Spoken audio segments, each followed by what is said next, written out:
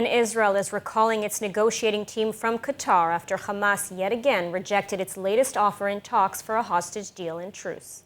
This shortly after the U.S. veto of the UN Security Council resolution calling for a ceasefire in the Gaza war. Hamas said it will now return to its demand for a permanent ceasefire. ILTV's Deva Klein has more.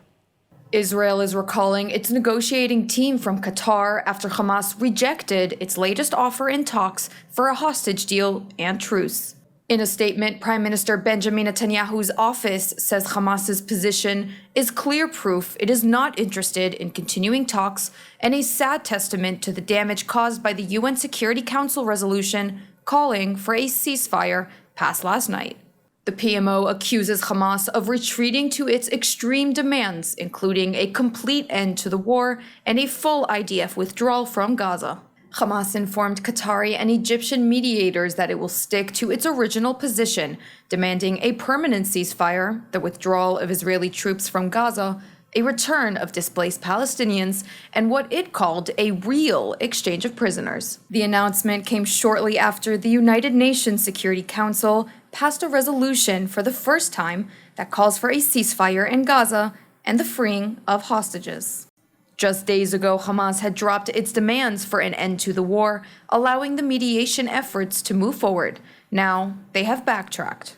Prime Minister Netanyahu has rejected the Hamas demands as delusional multiple times and insisted that its military campaign to destroy Hamas's military capabilities would resume after any hostage truce deal is completed. Israel reportedly offered a detailed document to Hamas setting out its positions on all three phases of a deal for the release of all hostages and has shown flexibility in several key areas. Families of hostages pleaded for their release. אני קוראת לראשי מדינת ישראל להיות אמיצים, להיות גיבורים, לדעת שרוח העם מאחוריהם.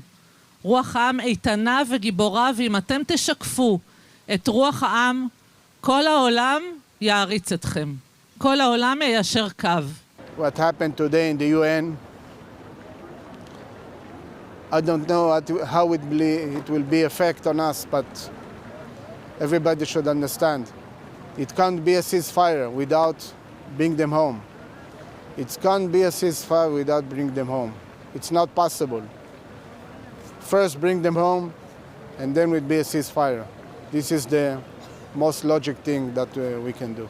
Some 130 hostages, not all of them alive, are believed to remain in Gaza since taken captive during Hamas's October 7th massacre. And meanwhile, Hamas leader Ismail Haniyeh landing in Tehran for meetings with Iranian officials. Coincidence?